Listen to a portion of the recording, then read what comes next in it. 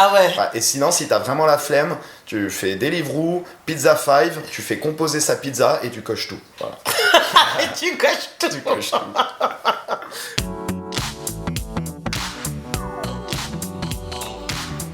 Ok, salut Tanguy. Salut Nono. Et bienvenue dans cette nouvelle interview de Nono sans tabou. Pour le coup, aujourd'hui on squatte un petit peu le Bourbier de Spi. Incroyable. Qui nous ont gentiment accueillis. Merci à eux. Voilà. Écoute, on va commencer direct avec le small talk. Ok. Tu es prêt pour le small talk? On va parler petit. Allez. Du coup, déjà présente-toi et parle-nous de ton futur projet QLB2. Je me présente, je m'appelle Tanguy. Je suis un rappeur parisien, n'est-ce pas, affilié à différents collectifs tels que Owaza, Bourbier de Spi, Club 15 et j'en passe. Et je prépare actuellement mon deuxième EP, QLB2. Que j'ai déjà pu écouter d'ailleurs, que j'ai vraiment apprécié de ouf. Oui. Jaurès, ma préférée. Merci. Comme je t'ai envoyé une petite story avec ma gueule du matin. Merci beaucoup. Et voilà, et c'est vrai que quand je l'ai écouté, du coup, je trouvais qu'il y avait vachement des influences un peu Alka, surtout dans le timbre de voix. Je ne suis qu'une pute, moi aussi. Mais comme tout le monde. Je suis qu'une pute à moustache, une pute à couilles. Dans Jaurès Franchement, plutôt dans le reste du projet, dans Showman particulièrement.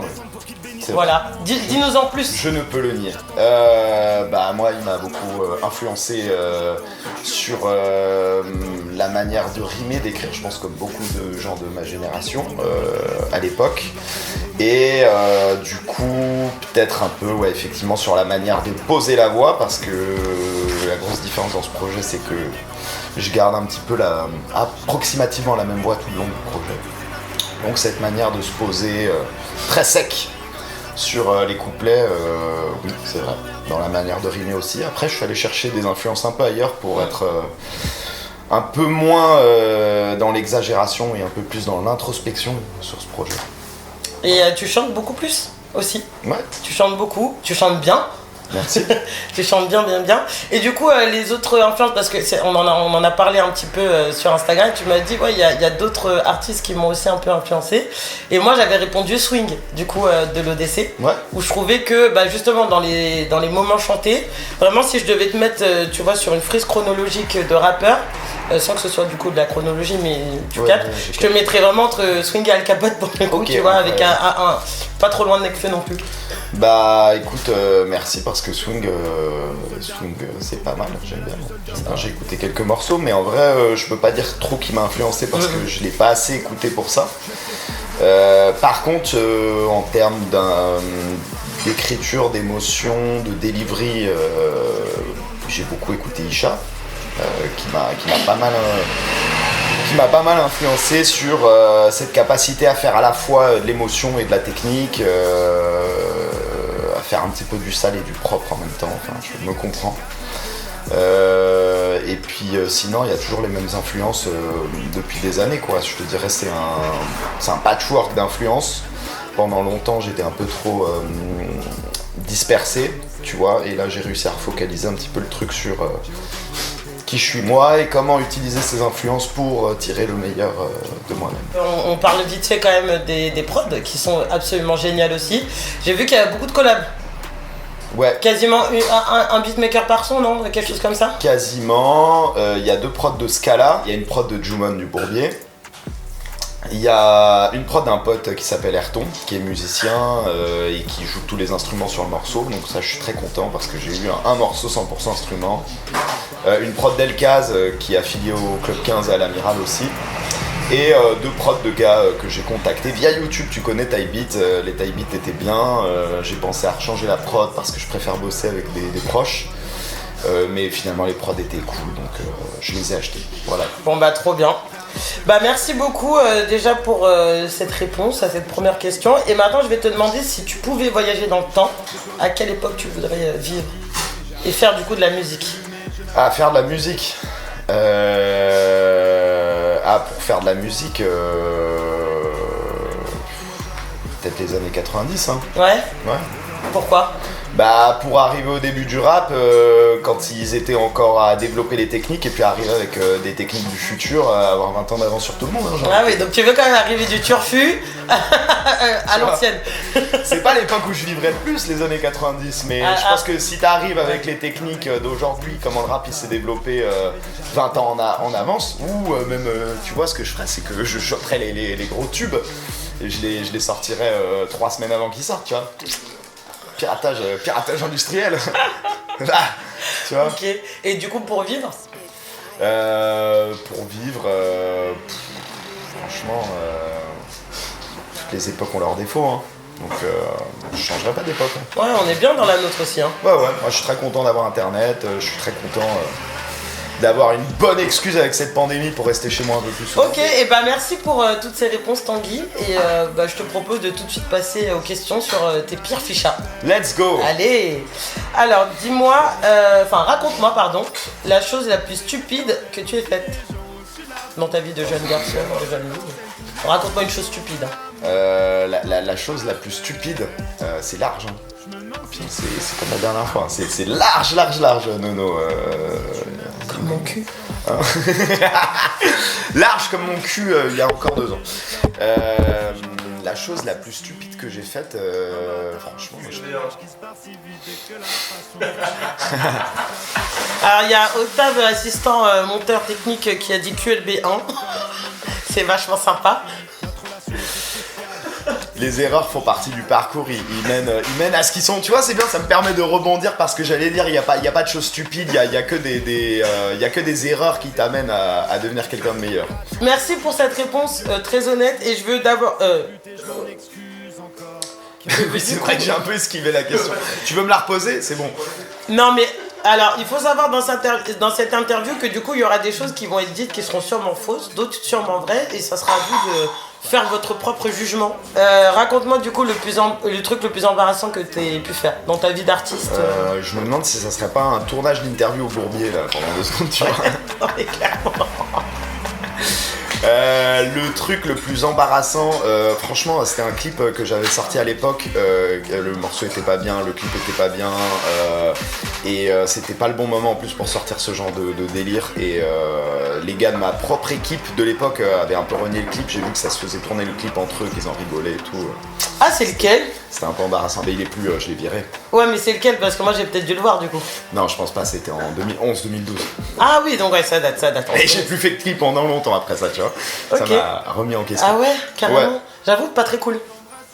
De la part de tes potes au final. Mais Ouais, ils t'ont jamais dit que du coup le clip était pas ouf ou que... Non, mais après c'était pas des potes, hein. Tu connais, c'est les gros connaissances. T'es nombreux. Okay.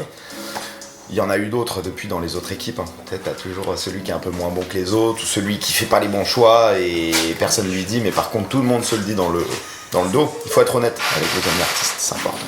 C'est important. Ok, et bah du coup Tanguy, on va passer tout de suite aux questions sur l'alcool, Okay. la drugs, C'est la incroyable. bébida, la fonce D, tout ça. C'est comme si j'étais chez mon psy, sauf que Exactement. il y a des choses que je dis à mon psy que je vais pas te dire, et il y a des choses que je vais te dire à toi que je vais pas dire à mon psy. Tu vois. Ça me va très bien, c'est sans tabou.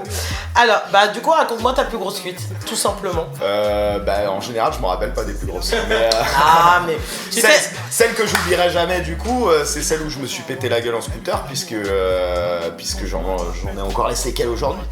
J'ai des petites cicatrices inoubliables. Je suis un mal alpha. So bad boy. Ouais, tu vois, ça c'est les cicatrices de la vie.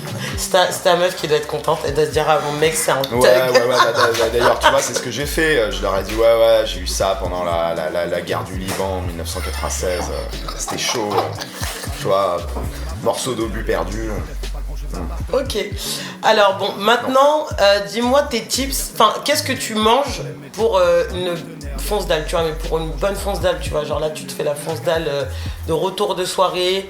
t'as hyper faim et là tu te fais le meilleur truc pour toi, c'est quoi? Enfin, pour assouvir la fonce dalle. Alors, soit je suis vraiment motivé, je me fais cuire des pâtes, trop cuire des pâtes, dans lesquelles tu balances du gruyère, des tranches de cheddar, la vache qui rit, du parmesan, de la crème fraîche, tu te mets des saucisses Herta, knacky, tu mets des lardons, pas cuits bien sûr, tu mets du steak, c'est une vraie recette les gars, franchement, croyez-moi, vous allez être calés après ça.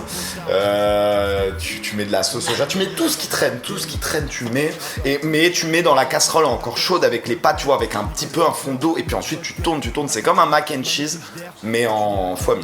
Ah ouais. Et sinon, si t'as vraiment la flemme, tu fais Deliveroo, Pizza 5, tu fais composer sa pizza et tu coches tout. Voilà. Et tu coches tout.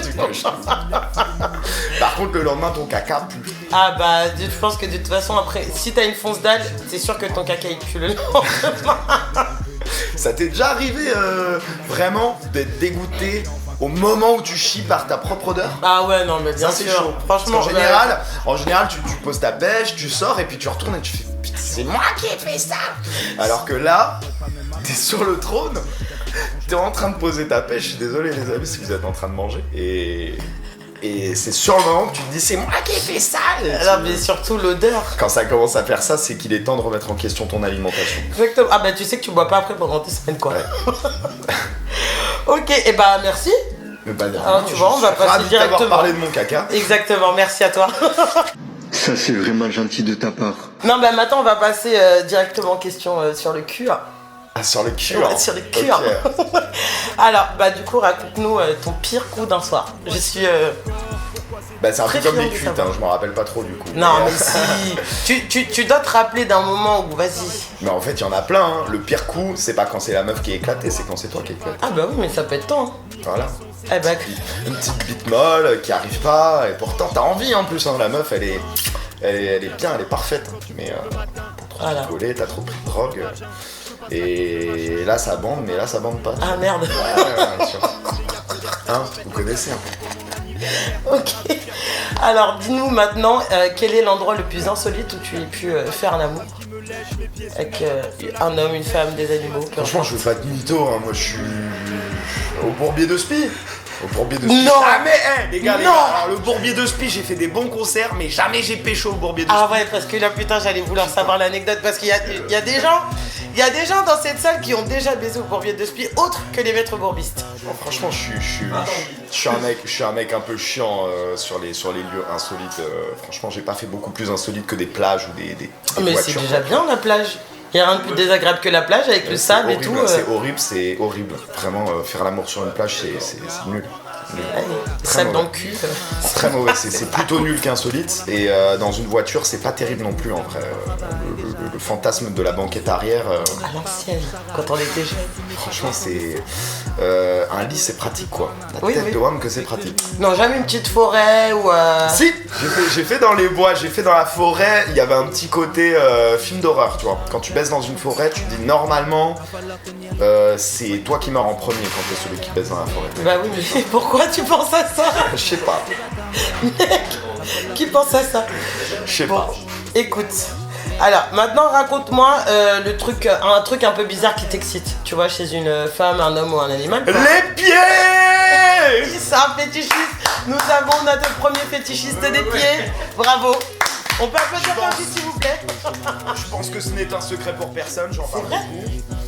Bah t'as écouté le coup ou pas? Oui, mais non, mais d'accord, mais tu sais, il y a les rappeurs qui disent des trucs pour parce que ça cale bien dans le texte. Ouais. Et il y a les mecs comme toi et Tarantino, du coup. Il y a peut-être un petit côté, je me l'ajoute Tarantino, j'en rajoute peut-être un peu, mais j'aime bien masser un peu. Du coup, on va bientôt finir cette interview. Ah, Dans quel les dommage. temps. On est si bien. Bah ouais, je sais, mais tiens, on va continuer à discuter après. Je pourrais te poser plein de questions En off, comme disent les. Exactement. Et du coup, dans la question mystère, je voudrais savoir si si aujourd'hui c'était ton dernier jour. Alors, on va dire que tu commences à minuit. Si c'est ton dernier jour, qu'est-ce que tu fais de ta journée? Je prends tout le budget que j'ai mis de côté, je me pète un avion, je vais franchement pas dans la... Je vais au bord d'un lac, dans la montagne là-bas, et je bouffe un max. Non, franchement, tu fais tous les trucs, franchement, c'est pas compliqué, quoi. N'importe qui fait ça, je pense, c'est qui va crever. Tu fais tous les trucs que tu te permets jamais de faire parce que tu te dis que c'est pas ton dernier jour, tu vois. C'est vrai. Est-ce qu'on passe pas notre vie à se dire... Du coup, c'est ton dernier jour. Est-ce qu'on passe pas notre vie à se dire, il me reste une vie à vivre, donc je ne ferai pas ça aujourd'hui, je le ferai plus tard. C'est vrai. À part quand on est Octave ou Adèle. Ils sont vraiment insupportables. Adèle, viens. Allez, viens. Les enfants C'est la du fond fin de de la classe, l'interview. on s'occupe. Allez, on va vous présenter vraiment la mascotte du bourbier de Spin. Viens t'asseoir. Le meilleur, le plus beau. Sur les genoux de papa. Viens, on te fait une petite place. Allez, Adèle. Alors, Adèle, pour cette fin de vidéo. Ah là là, regardez-moi. Franchement, on se sent en sécurité Adèle, avec lui. moi, je prends mon Adèle, est-ce que tu fais avec nous la fin de la vidéo? Avec grand plaisir. Alors, du coup, merci. Merci d'avoir regardé cette interview. Merci en tout cas, Tanguy, pour Merci, Nono. cette interview. C'était un plaisir. Franchement, c'était super Incroyable. cool. Merci au Bourbier. Merci, voilà, exactement, aux maîtres bourbistes qui sont juste derrière les caméras et qui vont être sûrement derrière le son, payés, hein, mais... Non, voilà, merci beaucoup pour le lieu, merci beaucoup pour l'accueil, merci beaucoup pour le jus d'ananas. Et ouais, il y a du Quel sponsor ça? Carrefour, voilà.